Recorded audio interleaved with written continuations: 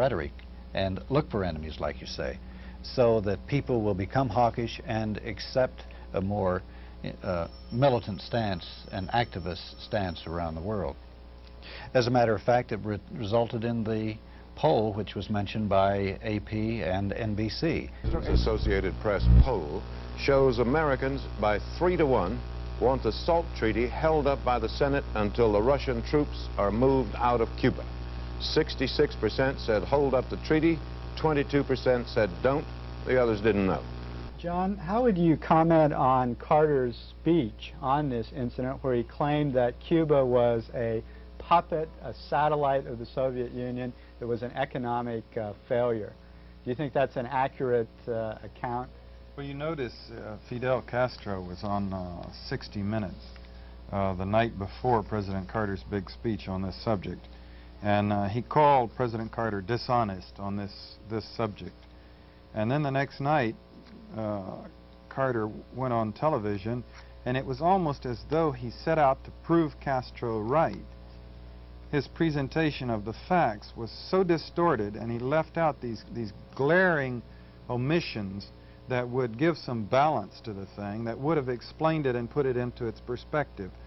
Things like Cuba's long-standing and repeated overture to us to normalize relations, which we have consistently spurned. The presence, he did not mention the presence of our Marine Corps base on Cuban soil.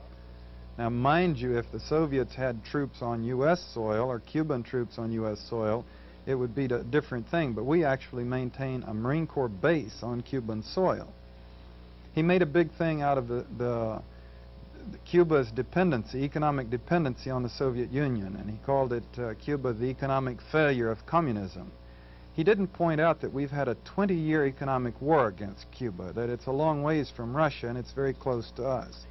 This war has included, of course, the assassination attempts on the leader and the propaganda efforts to disrupt the morale of the country. But aside from all that, projects to destroy their sugar crops. And Cuba is almost totally dependent on its sugar, for one thing.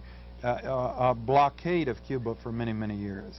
Embargo on the sale of many things to Cuba. We did everything we could to make them into our enemy and to force them into the arms of the Soviet Union, to force them to be dependent on the Soviet Union. We could have taken the opposite policy and tried to help them get established economically so that they could be part of the community of nations and not be aligned with the Soviet Union. We pushed them into the arms of the Soviet Union. He didn't bother to point that out. It's the greatest irony, I think the hardest thing for Americans to understand and realize and face and accept is that our presidents have now a tradition of being the most duplicitous of any world leaders.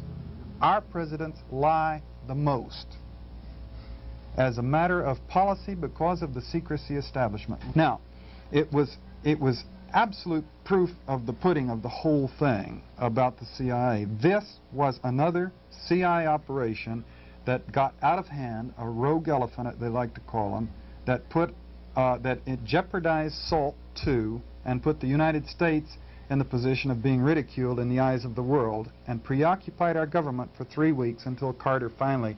Did you notice how, when he was on television, how he kept smirking?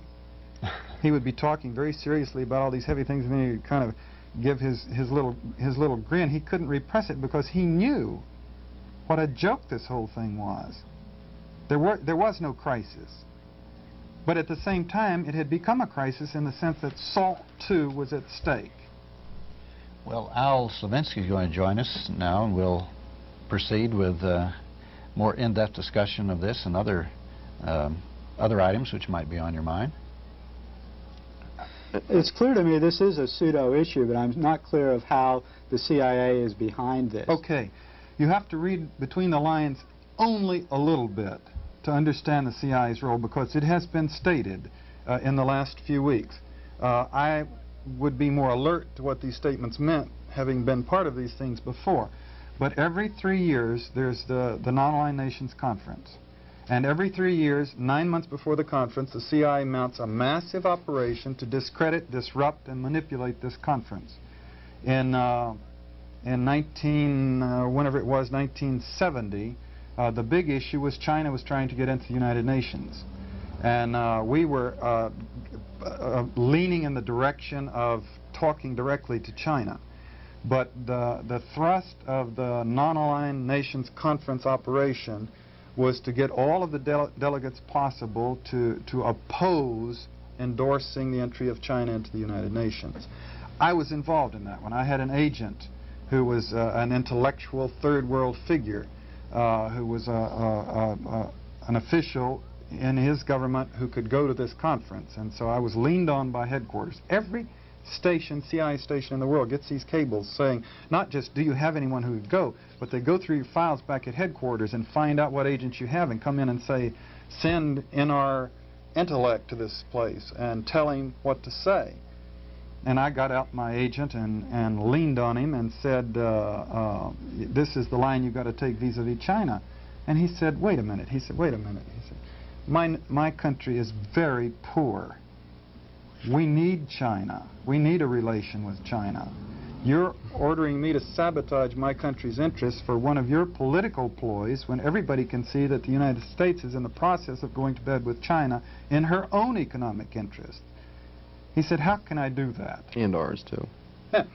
And so I went back to headquarters and said that he was not responsive. And so they sort of put an X on how well he stood as a disciplined agent and wrote, you know, little things about, you know, I didn't have complete control of all my agents. Well, we shouldn't really dismiss the Cuban thing as being a Mickey Mouse situation. Well, because here's what happened. There's going to be an increase in defense spending because of it. There's going to be increased military presence. It has turned out it's a tempest in a teapot, but it jeopardized SALT. I think that'll blow over and people will get over that. But it has wound up when we were moving in the direction of support for SALT and a reduction of strategic weapons and military posturing.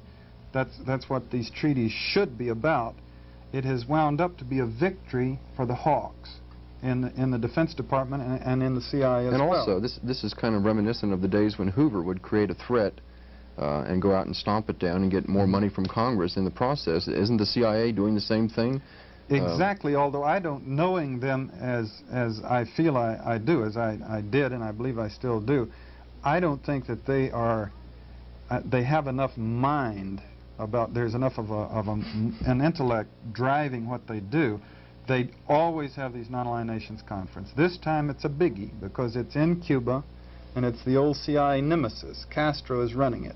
This is the man the CIA tried 8 times to kill. He's tried to destroy Cuba's sugar crops and whatnot. The CIA's forced him to be totally dependent on the Soviet Union economically. And he has stuck his finger in the CIA's eye over the years, time and time again, and gotten away with it. And he's doing it again 90 miles from our own shores. So the CIA was obviously incensed. And by that, when you say CIA in that context, you mean the intelligence establishment. Because there are people who don't work in the language, like Zbigniew Brzezinski, for example, that don't work in the CIA, but they're part of the same complex. And it's been admitted by the White House that Brzezinski met with the CIA, 40 committee meetings, or the Operations Advisory Group meetings with the CIA director, and ordered the CIA to focus on Cuba and focus on their vulnerabilities and focus on Soviets in Cuba. And they admitted that this began last March. And so they focused on their operation to discredit Castro. Well, tell me, how have you changed since the last time we saw you? You had written the book In Search of Enemies, and it was doing well, and people were talking perhaps about doing a movie, and you were trying to get on the lecture series. Have all these good things come about, or has the CIA been after your defected Fanny, or what's happening? I really don't feel that I've changed one bit through this whole experience, except a bit of broadening, a bit more confidence in mankind on one side, and a bit more cynical perhaps on the other. Yes, I've lectured all over the nation 36 times, I guess, on different universities. I've appeared on television in every corner of the nation. But I still feel like the same old country boy. How have you been received? And The reception, that's where